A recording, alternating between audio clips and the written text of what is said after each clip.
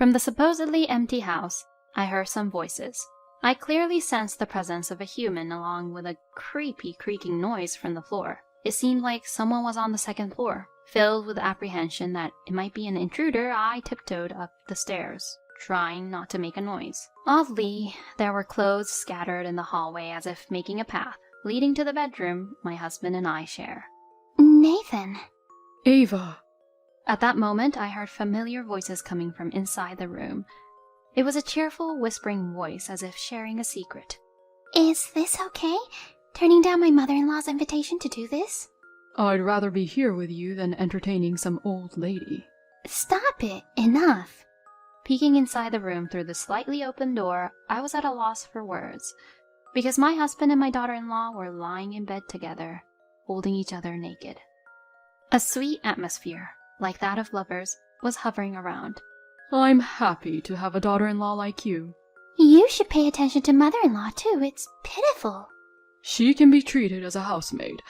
After all, she can only do the household chores. The two of them, laughing and insulting me, probably never suspected they were being watched by the person in question. I couldn't hold back the anger welling up from the bottom of my stomach. I will make them regret doing such a filthy act in broad daylight in the bedroom of a married couple. My name is Angela. I have always worked as a nursing assistant at a hospital. Although it's always hectic, I take pride in my job, and I enjoy interacting with patients. I met my husband when he was admitted to the hospital, and after dating, we got married in our 20s. I had heard that nurses and caregivers often date patients, but I never thought such a thing would happen to me, just like in the comics. It didn't take long before I married my reliable and kind husband. We had a son, and we've lived happily as a family of 3 without any significant troubles. Our son, who excelled academically and was very kind to others, grew up in an unknown manner. I may be doting, but my son is and always has been my pride and joy. Upon graduating from college, he joined a well-known corporation. His performance was excellent, and his work ethic was commended. Smith, I'm proud that you're working hard, but are you taking some time to relax? Don't push yourself too hard when you're not feeling well. You guys worry too much. I'm fine. Oh, by the way, I have some happy news to share with you both soon. Look forward to it. To me and my husband, who were worried, our son said so with a bright smile. Wondering what the happy news could be, one day our son came home with his girlfriend. This is Ava. We've been dating for a couple of years. I am thinking about marrying her. When our son told us that, we were surprised and overjoyed. Although it was a bit sad to think that our son was finally starting a family, we knew as parents that we couldn't always be by his side. If our son chose her, she must be a good match for him. She was polite and friendly to me and my husband, so we had a good impression of her. And then, half a year later, our son got married. I met my son's wife and relatives for the first time at the wedding. They were all very nice people, and the mother of my son's wife even exchanged contact information with us on our first meeting. She told us to consult her if we ever needed anything and to support each other, and I remembered feeling very reassured. We still keep in touch with the family of my son's wife occasionally and dine at each other's houses. With our son married and us getting along well with our daughter-in-law's parents, our family seemed to be smooth sailing at a glance. But there was something that bothered me. It was the frequent visits from my son's wife.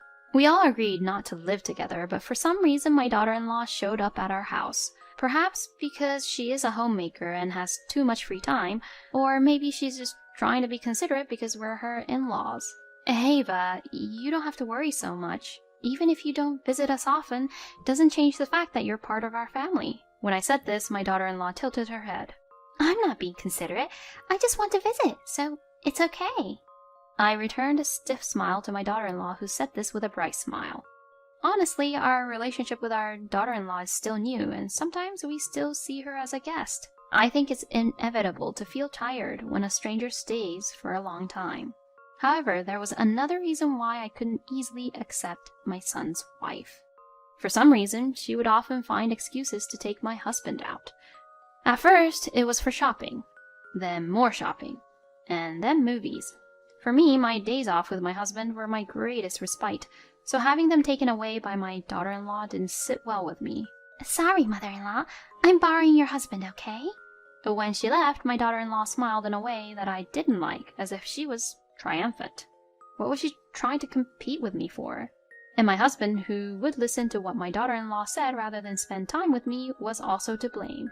Honey, could you not go out with Ava so much? You two are father-in-law and daughter-in-law, right? Isn't the distance a bit too close? Normally, the relationship between a father-in-law and a daughter-in-law is awkward, but could it really be that they're friendly enough to go out just two of them? Being too friendly and being perceived as weird by others wouldn't be good for them either. When I told my husband this, partially as a warning, he laughed it off lightly. I'm just building a good relationship with my son's wife. Don't worry. I understand that, but isn't it too often? My daughter-in-law comes to our house every 2 or 3 days, and if my husband is off, they go out in the morning, and if he's working, they go out after work. Even I, his wife, don't go out so frantically. Ava is trying to get along with us. It wouldn't be fair if I didn't respond to that, would it? Despite my genuine concern, my husband only gave vague responses, and it was like pushing on a curtain. My husband looks young for his age and has a good physique, so I can't help but worry that maybe my daughter-in-law is looking at him with those eyes. Well, if that's not the case, she'll probably get tired of playing with my husband eventually. I was optimistic about it, but contrary to my expectations, their relationship became even more intimate.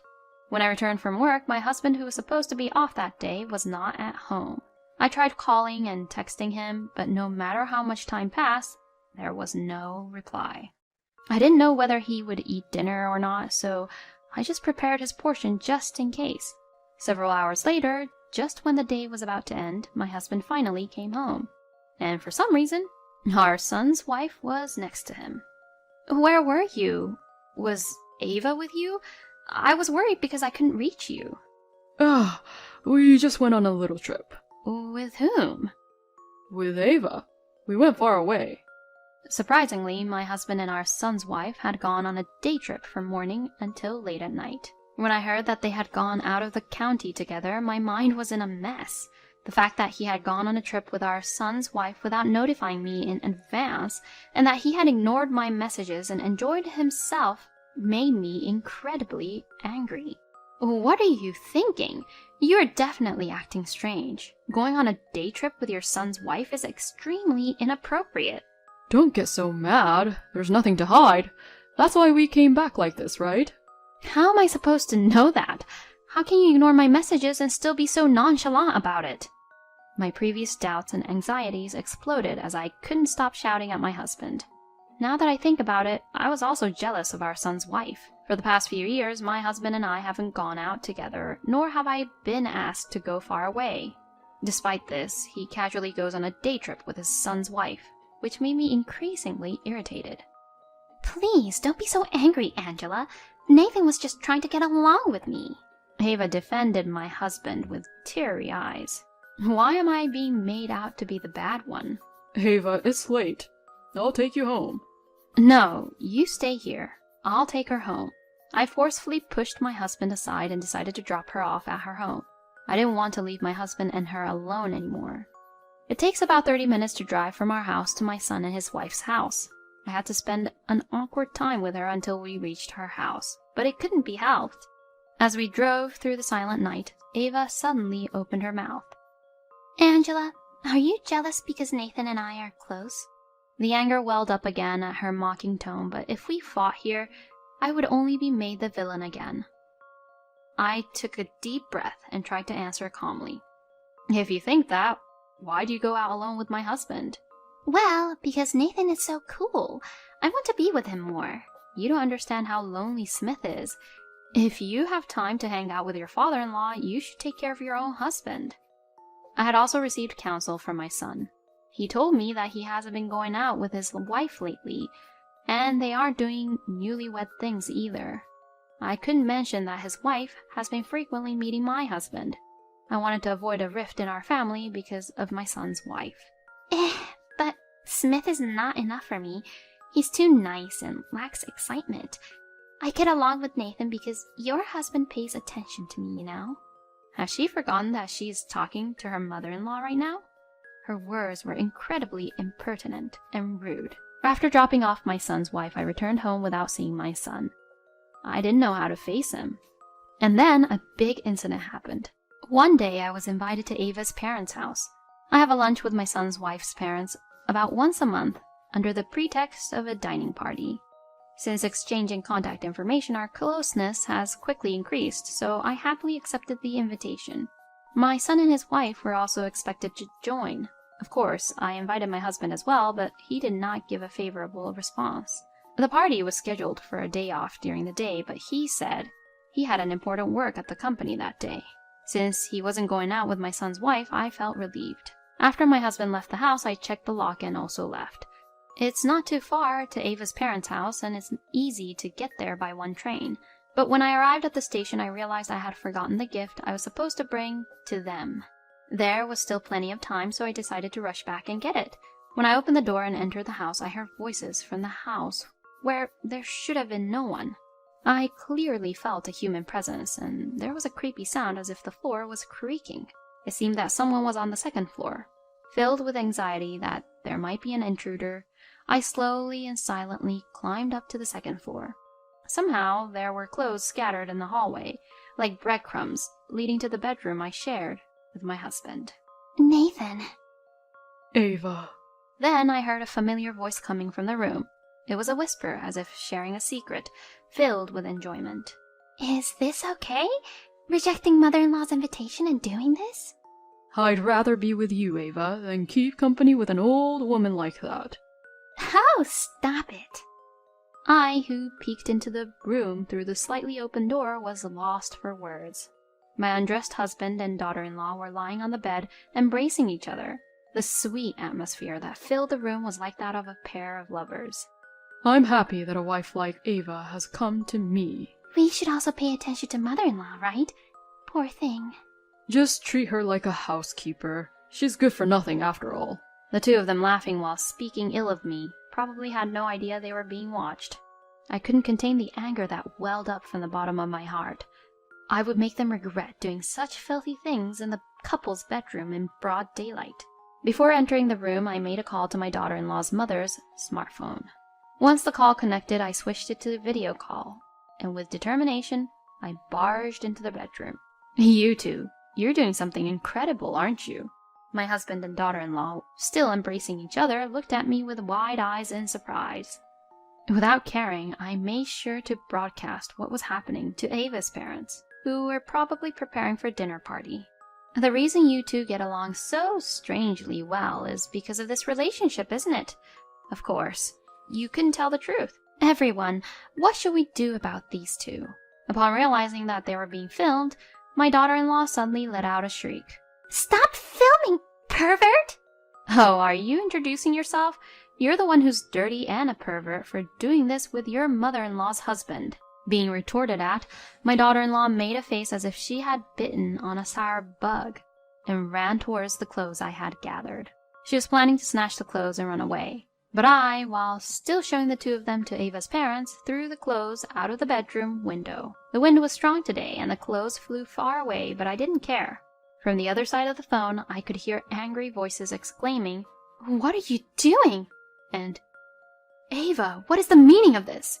to the parents of my son's wife. And then, Ava, Dad, what are you doing? my son, who had already arrived, had also seen their disgrace.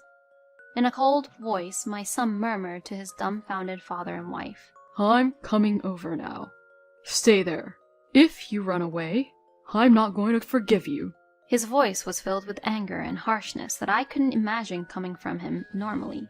My husband and daughter-in-law seemed too drained even to run away, and they hung their heads, still naked.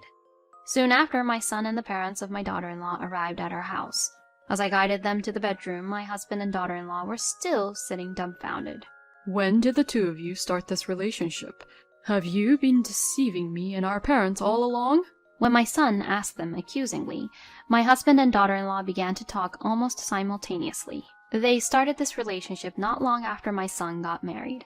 My husband seemed to enjoy being liked by his young and cute daughter-in-law more than his aging wife, and he apparently got carried away. My daughter-in-law said that she was attracted to my experienced and dependable husband more than my kind but somehow unsatisfying son.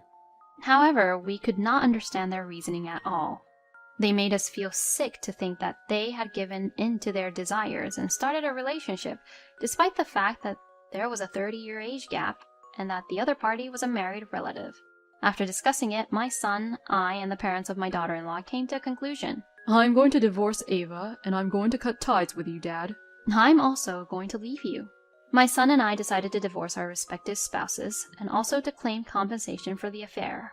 The parents of my daughter-in-law said that they would let their daughter take responsibility for her actions, and they agreed to the divorce and compensation claims. It was probably an incident too enormous to cover up. Even I feel pathetic and embarrassed by what my husband has done. However, the moment they heard the words divorce and claim for damages, my husband and my son's wife, who had been all lovey-dovey until then, began to act in a way that was unimaginable. Surprisingly, they began to blame each other. It's Ava's fault. She seduced me, and that's why this happened. No, it's Nathan's fault. He thought he could get away with it because I am his son's wife. Surprisingly, the reason they ended up having an affair was due to both of them. It was an ugly dispute, unimaginable from the sweet words they had been whispering to each other until a while ago. Apparently, they thought if they could clarify who was at fault, they could reduce or cancel the claim for damages. Unfortunately, neither I nor my son would be fooled by such a farce, especially my son, who was furious at being betrayed by his own father and wife. There's no way one of you is to blame. If you thought having an affair was wrong, you should have stopped it by your own will, right? Blaming someone else and overlooking your own lack of discipline. It's disgraceful. My son calmly criticized the two. Both my husband and my eldest son's wife just hung their heads, unable to say anything. Afterward, my son and I both filed for divorce and claimed damages from our respective partners. Fortunately, my son's ex-mother-in-law had recorded that video call, which became a strong piece of evidence. My husband wanted to reconcile, but I had no intention of doing so. Now you're asking for reconciliation after saying all those nasty things about me so happily? You just don't want to pay the compensation. That was just a slip of the tongue. I truly love only you. A truly sincere person wouldn't cheat in the first place. I'm disappointed with you, and it's a joke to think of spending my old age with someone like you. After firmly rejecting him, my husband gradually gave up. It seems that my son is also being persistently asked by his wife to reconcile, but he has no intention of forgiving her. When normally gentle people get angry, no amount of apology will earn their forgiveness. Perhaps my son's wife learned this the hard way. Although we apologized sincerely to the parents of my son's wife, they comforted us, saying it wasn't our responsibility, but that of the parties involved. Regardless of my husband and my son's wife, I think I was lucky to meet such good people. After divorcing my husband, I moved out of the house and started living in an apartment. I thought I would feel lonely after parting with my husband, whom I had been with for many years, but I actually felt relieved. My son seemed the same. His face lit up after he parted ways with his wife. After I divorced my ex-husband, a rumor spread at his workplace that he had an affair with his son's wife, and he was reportedly looked at with disdain by his colleagues. Moreover, he was transferred to a less important position due to his misconduct, even though he only had a few years left until retirement. Not only did he lose his wife and son, but his job was also taken away. He seems to be typing on his keyboard with empty eyes every day as if he had lost the will to live. The ex-wife of my son also had to pay a big price. She was disowned by her parents and distanced by relatives who knew about the circumstances of her divorce. She, in her 30s, who has never worked properly, seems to be struggling with unfamiliar tasks at the only part-time job she managed to get. With no savings or income, she is now living in poverty. And rumors say she has become so destitute that there's hardly any trace of her old self. After cutting ties with the two, my son has been concentrating on his work, improving his performance even further, and it has been decided that he will go to an overseas branch. I was very happy about my son's great success. It's sad to be separated from him, but I want to fully support his life. I am still working as a nursing assistant. My colleagues who knew about my late life divorce spoke to me kindly and took me out to dinner, saying it was a celebration. There were surprisingly many divorcees around me, and everyone encouraged me, saying, "You'll get through it. Surrounded by kind people, I feel truly blessed. Starting to live alone, I learned the pleasure of having a slightly better meal for myself and spending my holidays elegantly. Since I got married, I've spent more time on my husband than on myself, so it was actually a little delightful to be able to pamper myself like this. Sure, having a partner would probably be more fun, but right now I'm thoroughly satisfied because I'm having fun with my friends and my son. I can't help but enjoy just thinking about how to live my life from now on.